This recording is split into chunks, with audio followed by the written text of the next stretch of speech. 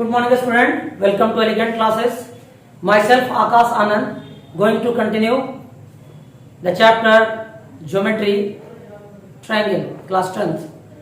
देखिए अभी हम लोग क्लास 10th के ज्योमेट्री में थेल्स थ्योरम पढ़ेंगे और उसका कन्वर्स पढ़ेंगे। तो सबसे पहले हम लोग ये जानेंगे कि थेल्स थ्योरम क्या होता है। तो थेल्स थ्योरम कहता है कि ट्रायंगल में अगर किसी एक साइड के पैरेलल एक लाइन खींचा जाए तो वो ट्रायंगल के बाकी दो साइड्स को सेम रेशियो में डिवाइड करता है। If a line is drawn parallel to one side of a triangle it divides the other two sides in the same ratio. देखिए यहाँ पे हम लोग स्टेटमेंट भी लिखे हैं। थ्योरम 6.1 है एनसीईआरटी का थेल्स थ्योरम, जिसको हम लोग थेल्स थ्योरम भी बोलते हैं और थेल्स थ्योरम के साथ साथ इसका नाम है बीपीटी यानी बेसिक प्रोपोर्शनैलिटी थ्योरम भी इसको बोलते हैं। इसमें है कि if a line is drawn parallel to one side of a triangle to intersect the other two sides in distinct points the other two sides are divided in the same ratio. यानी triangle में किसी एक side के parallel खींचा गया line अगर बाकी दो साइड्स को दो डिस्टिंक्ट पॉइंट पर इंटरसेक्ट करता है तो ये दो साइड्स सेम रेशियो में डिवाइड होते हैं। यही हमारा थेल्स थ्योरम है। इसको हम लोग बेसिक प्रोपोर्शनैलिटी थ्योरम भी बोलते हैं। तो देखिए अभी हम लोग थेल्स थ्योरम का प्रूफ पढ़ने जा रहे हैं। तो हम लोग देखते हैं कि किस तरह से थेल्स थ्योरम को प्रूफ करते हैं। तो देखिए यहाँ पर मान लेते हैं ये हमारा एक ट्रायंगल है, ये हमारा एक ट्रायंगल है, एक ट्रायंगल हमारा है एबीसी, है ना। देख पा रहे हैं कि एक ट्रायंगल हमारा एबीसी है और ट्रायंगल एबीसी में बीसी साइड के पैरेलल एक लाइन खींचा गया। मान लीजिए ये एक डी लाइन है जो बीसी के पैरेलल खींचा गया है। ये लाइन सेगमेंट जो डी है वो बीसी के पैरेलल खींचा गया है, जो एबी साइड को डी पॉइंट पर और एसी साइड को ई पॉइंट पर इंटरसेक्ट करता है। तो हमको दिखाना है कि एडी और डीबी का जो रेशियो है वो एई और इसी के रेशियो के बराबर है। तो हम लोग क्या लिखेंगे इसमें, लिखेंगे गिवन लिखेंगे इन ट्रायंगल एबीसी में हमारे पास है D parallel BC, D BC के पैरेलल है और टू प्रूफ क्या प्रूफ करना है हमें, तो प्रूफ करना है कि एडी बाई डीबी जो है बराबर होता है ए बाई बीसी। ठीक है। अब देखिए इसके लिए हम लोग को क्या करना पड़ेगा, इसके लिए हम लोग को कंस्ट्रक्शन करना पड़ेगा। तो कंस्ट्रक्शन करेंगे हम लोग। तो कंस्ट्रक्शन में क्या करेंगे कि डी से हम एक परपेंडिकुलर खींच रहे हैं। देखिए डी से एक परपेंडिकुलर खींचते हैं, डी से डीएम परपेंडिकुलर खींचते हैं एसी पे और ई से एक परपेंडिकुलर खींचते हैं, ई से हम एक ईएन परपेंडिकुलर खींचते हैं एबी पे, डी से डीएम परपेंडिकुलर एसी पे खींचते हैं, ई से ईएन परपेंडिकुलर एबी पे खींचते हैं। और उसके बाद हम लोग ये जो CD है इसको और ये जो B है इसको हम लोग ज्वाइन करते हैं। ठीक है। तो कंस्ट्रक्शन में क्या लिखेंगे कि through points D and E, DM and EN perpendiculars, DM and PM, EN perpendiculars are respectively drawn to sides AC and AB।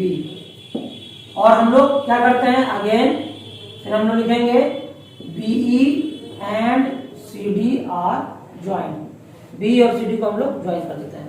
तो यहां तक आप समझ पा रहे हैं कि गिवन हमने लिख लिया, क्या दिया हुआ है ट्रायंगल एबीसी में डी पैरेलल बीसी के है। प्रूफ क्या करना है कि एडी और डीबी का जो रेशियो है वो एई और इसी के रेशियो के बराबर होगा। हम लोगों ने कंस्ट्रक्शन किया, डी से डीएम परपेंडिकुलर एसी पे खींचा गया है, ई से ईएन परपेंडिकुलर एबी पे खींचा गया है, फिर बी को और सीडी को हम लोगों ने ज्वाइन कर लिया है। अब देखिए हम इसके प्रूफ की ओर आ रहे हैं। देखिए प्रूफ जो है इसको हम लोग करेंगे। तो देखिए प्रूफ में सबसे पहले तो हम ऐसा करते हैं, हम लोग यहाँ पर रेशियो निकालते हैं। हम यहाँ पर लिखते हैं area triangle ADE upon area triangle BDE। देखिए हम लोग क्या कर रहे हैं कि ये जो ADE जो ट्रायंगल देख रहे हैं और ये जो BDE ट्रायंगल देख रहे हैं, इन दोनों ट्रायंगल के एरिया का हम रेशियो ले रहे हैं। तो किसी भी ट्रायंगल का एरिया कैसे निकालते हैं, half into base into height. तो चलिए यहाँ पर अगर हम ADE का एरिया निकाल रहे हैं तो ये हो जाएगा हाफ इंटू इसका बेस हम ले लेते हैं AD को और हाइट हो जाएगा हमारा क्या EN। और उसी तरह से इस ट्रायंगल को अगर देखें, ये जो ट्रायंगल BDE है तो BDE जो ट्रायंगल है तो BD के बढ़े हुए भाग पर वर्टेक्स E से EN परपेंडिकुलर खींचा गया है। यानी ये जो BD ट्रायंगल है इसमें जो परपेंडिकुलर है वो है ना बाहर में है ट्रायंगल के। तो चलिए कोई दिक्कत नहीं है, यहाँ पर भी वही करेंगे, हाफ इंटू बेस इसका हो गया db और हाइट उसका हो जाएगा इसका en। तो en से en कैंसिल हो जाएगा, हाफ से हाफ कैंसिल हो जाएगा।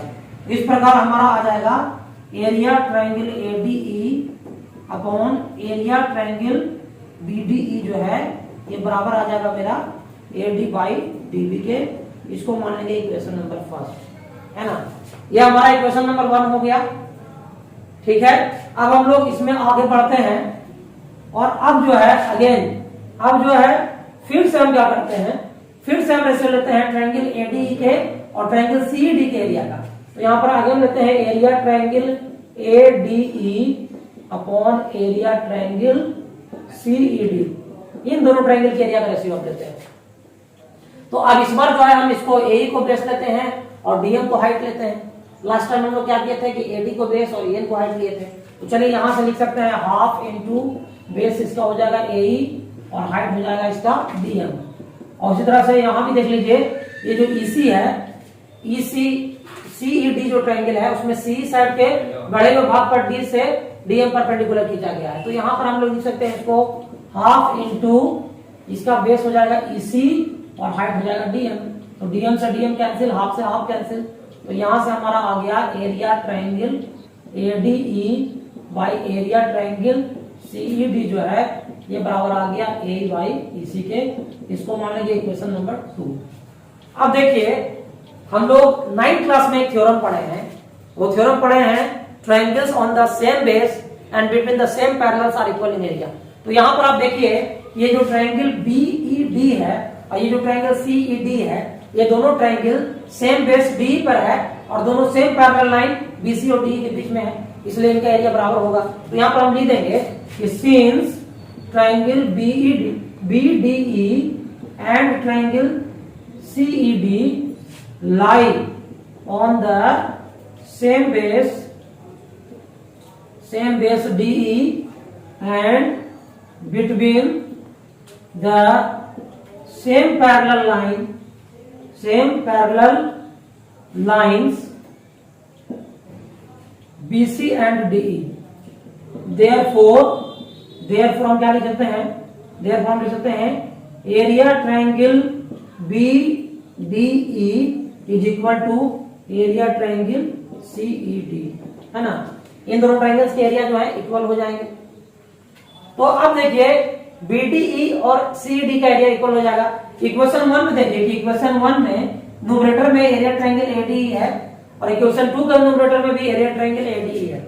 लेकिन अब देखिए कि इक्वेशन 1 के डिनोमिनेटर में एरिया ट्रायंगल BDE है और इसमें एरिया ट्रायंगल CED है। तो अब देखिए न्यूमरेटर तो सेम ही था, अब डिनोमिनेटर का भी एरिया सेम हो गया, तो इक्वेशन 1 और 2 इक्वल हो जाएंगे कि नहीं। तो अब यहाँ पर लिखेंगे, इसलिए हम लोग लिख सकते हैं कि area triangle ADE upon area triangle BDE जो है इसको हम लिख सकते हैं एरिया ट्रायंगल ADE और ADE तो है ही, और BDE के बदले क्या लिख सकते हैं एरिया ट्रायंगल CED लिख सकते हैं।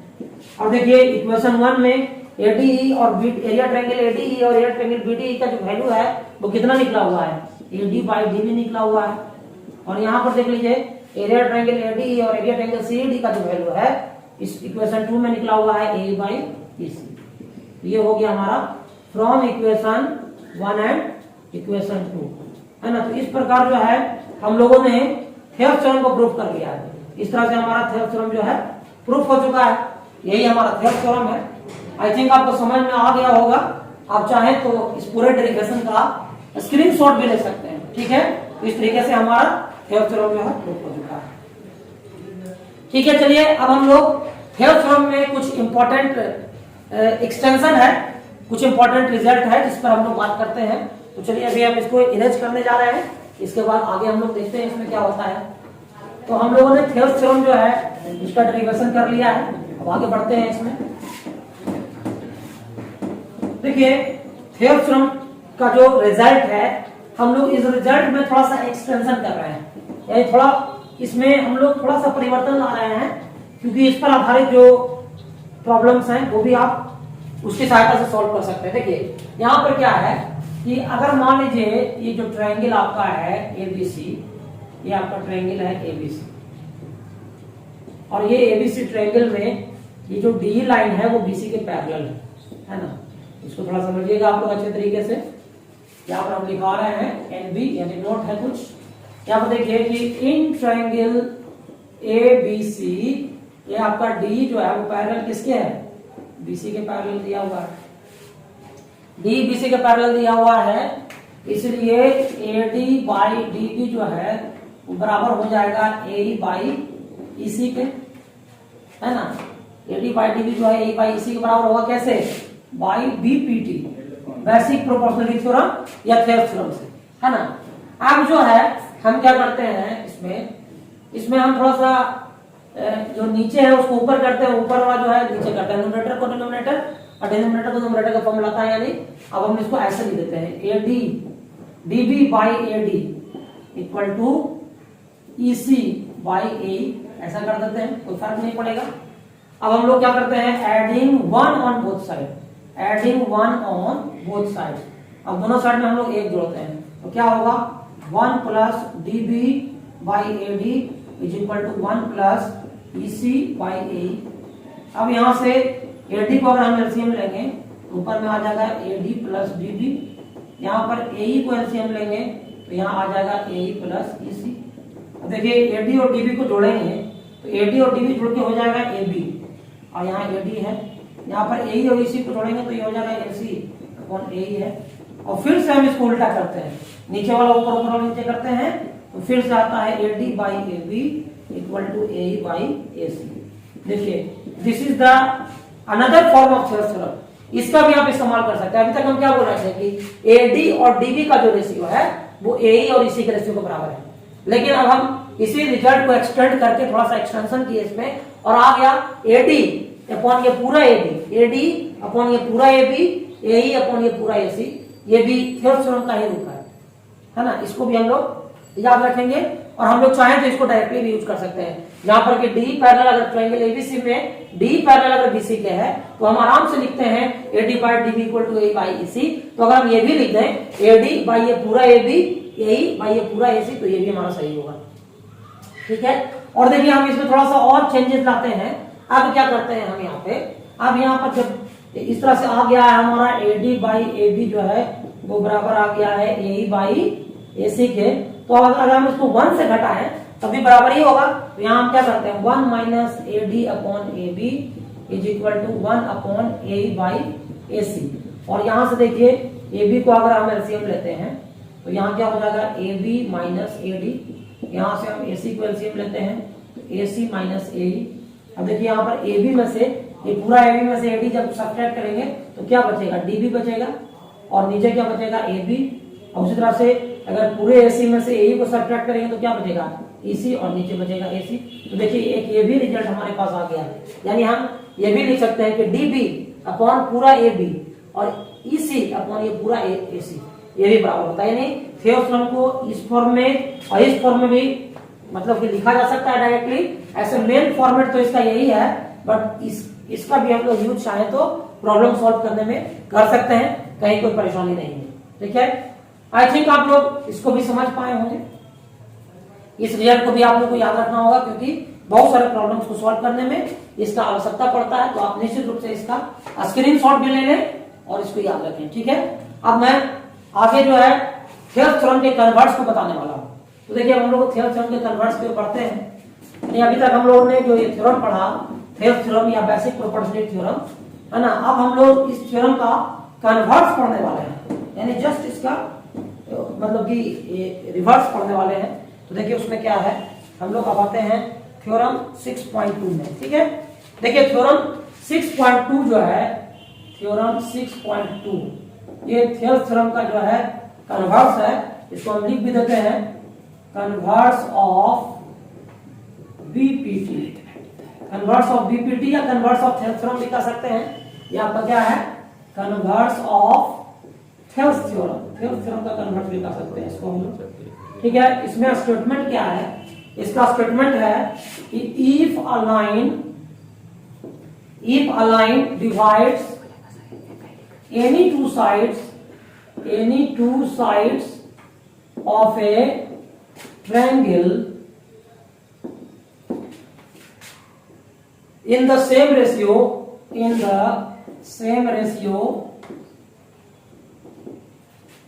then the line is parallel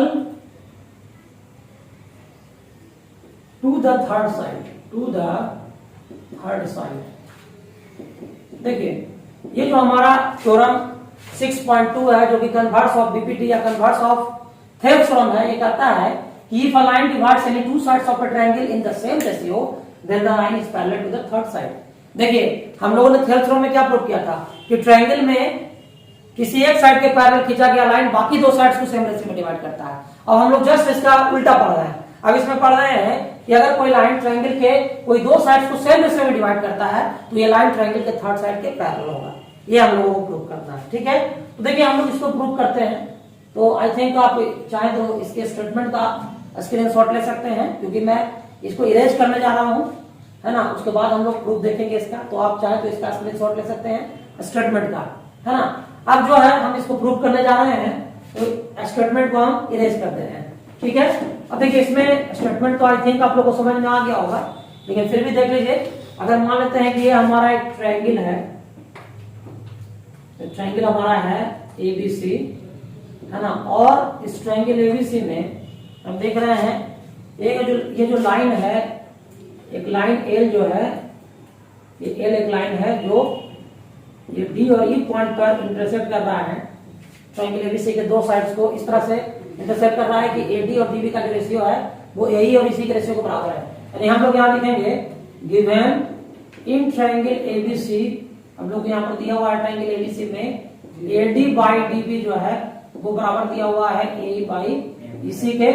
और हमको क्या करना है, तो टू प्रूव करना है हम लोगों को कि डी जो है वो बीसी के क्या होगा, पैरेलल होगा, है ना। तो हम लोग क्या करेंगे इसमें कंस्ट्रक्शन करते हैं। हम लोग को डी तो बीसी के पैरेलल दिखाना है। हम लोग अभी मान लेते हैं कि let D be not if possible let us suppose DE be not parallel to BC.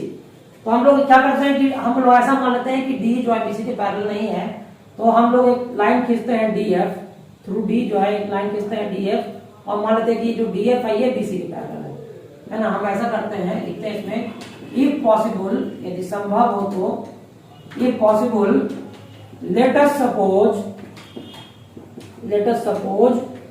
DE be not parallel to BC, then a line DF through D is drawn parallel to BC which intersects AC at point F। देखिए हम लोगों ने क्या किया, यदि संभव हो तो हम लोगों ने मान लिया कि जो डी लाइन है वो बीसी के पैरेलल नहीं है, क्योंकि वही तो हमको प्रूव करना है।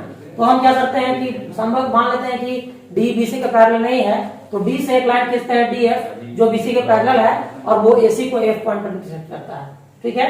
तो अब देखिए, अब इसके प्रूफ की ओर हम लोग पढ़ते हैं। देखिए यहाँ पर हम लिखेंगे कि सिंस इन ट्रायंगल एबीसी हम लोग देख रहे हैं कि डीएफ पैरेलल है बीसी के, ये जो डीएफ है वो बीसी के पैरेलल है, इसलिए एडी बाई डीबी जो है वो बराबर हो जाएगा किसके, एफ बाई एफ सी के, ठीक है। इसको मान लेते हैं क्वेश्चन नंबर 1। ये कहां से आया, तो ये बीपीटी से आया, थेवेनिन थ्योरम से या बेसिक प्रोपोर्शनल थ्योरम से आया, है ना।